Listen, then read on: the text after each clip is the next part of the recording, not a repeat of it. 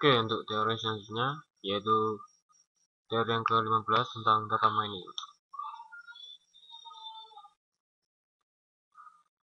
Pokok bahasanya yang akan kita bahas kali ini yaitu model data mining, tahapan dalam data mining, fungsionalitas data mining, teknik-teknik data mining. Tujuannya untuk memahami pemahaman data mining, memahami setiap tahapan dalam data mining, memahami fungsionalitas dalam data mining, memahami beberapa teknik yang digunakan dalam data mining. Data mining merupakan salah satu cabang ilmu komputer yang relatif baru. Sampai sekarang masih diperdebatkan tempat data mining di bidang ilmu mana, karena data mining menyangkut database, kecerdasan buatan atau AI, statistik, dan sebagainya. Salah satu pihak berpendapat bahwa data mining tidak lebih dari machine learning atau analisa statistik yang berjalan di atas database. Sedangkan pihak lain berpendapat bahwa database berperan penting di data mining, karena data mining mengakses data yang ukurannya besar dan adanya peran penting database terutama dalam optimasi query-nya.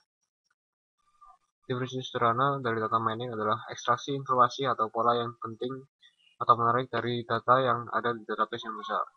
Dalam jurnal ilmiah, data mining juga dikenal dengan nama knowledge discovery in database.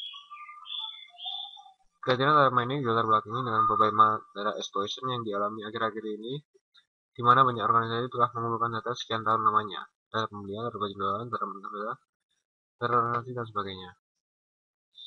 Hampir semua data tersebut dimasukkan dengan menggunakan aplikasi komputer yang digunakan untuk menangani transaksi sehari-hari yang kebanyakan merupakan OLTP atau Online Transaction Processing. Dalam perkembangan teknologi data mining, terdapat model atau mode yang digunakan untuk melakukan proses penggalian informasi terhadap data yang ada. Menurut IBM, model data mining dapat dibagi dari dua bagian, yaitu verification model dan discovery model. Pertama, verification model. Model ini menggunakan perkiraan hipotesis dari pengguna dan melakukan tes terhadap perkiraan yang diambil sebelumnya dengan menggunakan data-data yang ada. Penekanan terhadap model ini adalah terletak pada user yang bertanggung jawab terhadap penyusunan, perkiraan, hipotesis, dan permasalahan pada data untuk meniadakan atau menegaskan hasil perkiraan atau hipotesis yang diambil. Discovery model. Model ini berbeda dengan verification model, di mana pada model ini sistem secara langsung menemukan informasi-informasi penting yang tersembunyi dalam seluruh data yang besar. Data-data yang ada kemudian dipilah-pilah untuk menemukan suatu pola tren yang ada dan keadaan umum pada saat itu tanpa adanya campur tangan dan tuntutan dari pengguna. Hasil temuan ini menyatakan fakta-fakta yang ada dalam data-data yang ditemukan dalam waktu yang singkat mungkin. Sebagai contoh, misalkan sebuah bank ingin menemukan kelompok-kelompok pelanggan yang dapat dijadikan target atau suatu produk yang akan dikeluarkan. Kebutuhan dan tantangan dalam data mining. Hal-hal yang harus diperhatikan pada data mining adalah sebagai berikut. Penanganan berbagai tipe data, efisiensi dari algoritma data mining, penggunaan kepastian dan keakuratan hasil, ekspresi terhadap berbagai jenis hasil, memperoleh informasi dari sumber-sumber data yang berbeda, proteksi dan keamanan data. Dan ini adalah tahapan dari data mining. Pertama ini data, kemudian diseleksi, target data, proses, transformasi, data mining, kemudian interpretasi dan evaluasi. Tahapan-tahapan yang harus dilakukan dalam data mining antara lain basis data relasional, ekstraksi data, transformasi data, pembersihan data, bentuk standar, reduksi data dan fitur, kemudian menjalankan algoritma. Fungsionalitas dalam data mining. Kebutuhan akan data mining semakin dirasakan dalam berbagai bidang. Data mining bersifat dependen terhadap aplikasi terkait. Ini berarti untuk aplikasi basis data yang berbeda, maka teknik data mining yang digunakannya mungkin juga akan berbeda. Hal ini dikarenakan terdapat kelebihan dan kekurangan dari masing-masing metode pencarian informasi, sehingga kita harus menyesuaikan antara keperluan dan kebutuhan akan informasi dengan penerapan teknik pencarian yang akan digunakan. Mining Association Rule. Tugas utamanya adalah untuk menemukan suatu hubungan antar item dalam bentuk A1A, AAM, di mana A dan B adalah himpunan atribut nilai dari sebuah data yang relevan dalam satu baris data. Sebagai contoh dari suatu himpunan dan transaksi seseorang mungkin menemukan suatu hubungan berikut, yaitu jika seseorang pernah membeli saham Ia biasanya juga memberi roti dalam satu transaksi yang sama. Salah satu aplikasi data mining dan analisa data yang paling sering digunakan dalam hubungannya dengan basis data sistem produksi adalah globalisasi dan pencatatan data, yang juga dikenal dengan beberapa nama lain seperti Online Analytical Processing atau OLAP, basis data multidimensi, data cubes, data cubes, abstraksi data, dan lain sebagainya. Globalisasi dan pencatatan data ini menampilkan karakteristik umum terhadap semua data yang dispesifikasikan oleh pemakai dalam basis data. Klasifikasi data. Aplikasi lain yang penting dari data mining adalah kemampuannya untuk melakukan proses klasifikasi pada suatu data dalam jumlah besar. Hal ini sering disebut Mining Classification Rules. Klasifikasi data sendiri adalah suatu proses yang menemukan properti yang sama pada sebuah himpunan objek di dalam sebuah basis data dan mengklasifikasikannya ke dalam kelas-kelas yang berbeda menurut model klasifikasi yang diterapkan. Analisa cluster. Pada dasarnya, clustering terhadap data adalah suatu proses untuk mengumpulkan sekumpulan data tanpa suatu atribut kelas yang telah didefinisikan sebelumnya. Berdasarkan pada prinsip konseptual, clustering yaitu memaksimalkan dan juga meminimalkan kemiripan interkelas. Proses untuk pengembangan secara fisik atau abstrak objek-objek ke dalam bentuk kelas-kelas atau objek-objek yang serupa disebut dengan clustering atau unsupervised classification.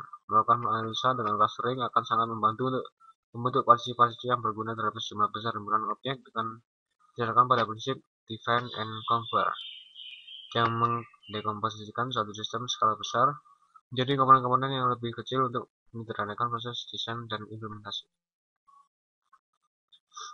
Pencarian pola sekuensial. Fungsi pola sekuensial menganalisa sekumpulan record pada suatu periode waktu, misalnya untuk menganalisa tren. Suatu pola dapat ditampilkan dalam contoh sebagai berikut. Pelanggan biasanya membeli gula, langsung melakukan transaksi membeli kopi, dan dari semua transaksi membeli gula ternyata hampir seluruhnya terdapat transaksi membeli kopi. Maka dari pola-pola yang ada ini dapat dijadikan masukan bahwa telah terjadi suatu kecenderungan atau tren dari pelanggan di mana setiap pelanggan melakukan transaksi membeli gula, maka akan diikuti oleh transaksi membeli kopi. Untuk itu, pihak manajemen dapat menempatkan letak item kopi dekat dengan item gula, sehingga memudahkan pelanggan untuk melakukan transaksi selanjutnya. Teknik-teknik data mining. Klasifikasi skema yang berbeda dapat digunakan untuk mengkategorikan metode dan sistem data mining dengan didasarkan pada jenis basis data yang akan dipelajari dan teknik apa yang akan digunakan. Beberapa diantaranya adalah sebagai berikut. Jenis basis data yang akan dijadikan objek, jenis informasi yang hendak dicari, teknik yang hendak digunakan. Market Basket Analysis. Fungsi Association Rules seringkali disebut dengan Market Basket Analysis yang digunakan untuk menemukan relasi atau korelasi di antara himpunan item-item. Market Basket Analysis adalah analisis dari kebiasaan membeli customer dengan mencari asosiasi dan korelasi antara item-item berbeda yang diletakkan customer dalam keranjang belanjaannya. Fungsi ini paling banyak digunakan untuk menganalisa data dalam rangka keperluan strategi pemasaran, desain katalog, dan proses pembuatan keputusan bisnis.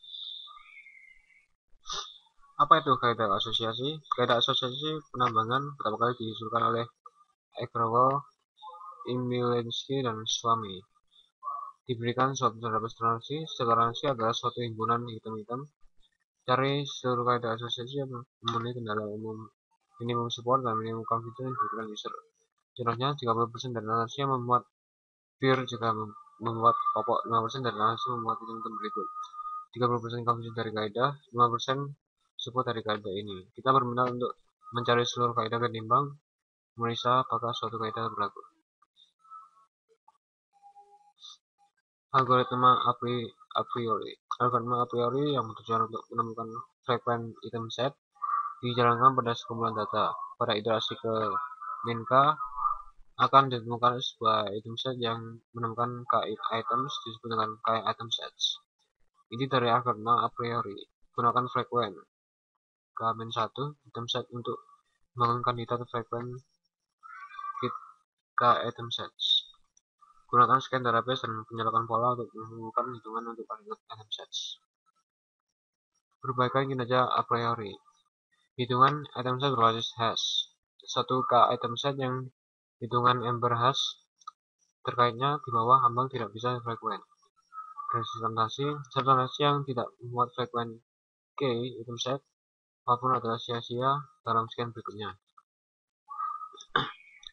Partisi item set apapun yang potensial frekuent dalam DB haruslah frekuent dalam paling tidak satu dari partisi dari DB.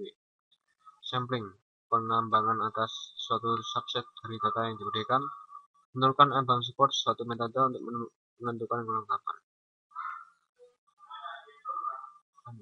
Ilustrasi algoritma a priori. Kemudian kita akan lanjut ke latihan soalnya. Nomor 1, perbedaan antara klasifikasi dan clustering. Klasifikasi data adalah suatu proses yang menemukan properti yang sama pada sebuah himpunan objek di dalam sebuah basis data dan mengklasifikasikan ke dalam kelas-kelas yang berbeda menurut model klasifikasi yang ditentukan. Clustering terhadap data adalah suatu proses untuk mengelompokkan suplemen data tanpa suatu atribut kelas yang telah didefinisikan sebelumnya berdasarkan pada prinsip konseptual clustering, yaitu memaksimalkan dan juga meminimalkan kemiripan intra-kelas. Peranan visualisasi informasi dalam data mining untuk memberikan gambaran yang lebih jelas tentang macam-macam informasi yang dapat ditemukan dalam sekumpulan data. Definisikan support dan convergence untuk aturan asosiasi. Support menunjukkan frekuensi dari kaidah dalam transaksi. Confidence menunjukkan frekuensi dari transaksi yang memuat A yang memuat B. Mengapa aturan asosiasi tidak dapat digunakan secara langsung untuk prediksi tanpa analisis yang lebih lanjut atau tambahan pengetahuan? Karena aturan asosiasi mengcapture item atau kejadian dalam data bukan besar yang berisi data transaksi.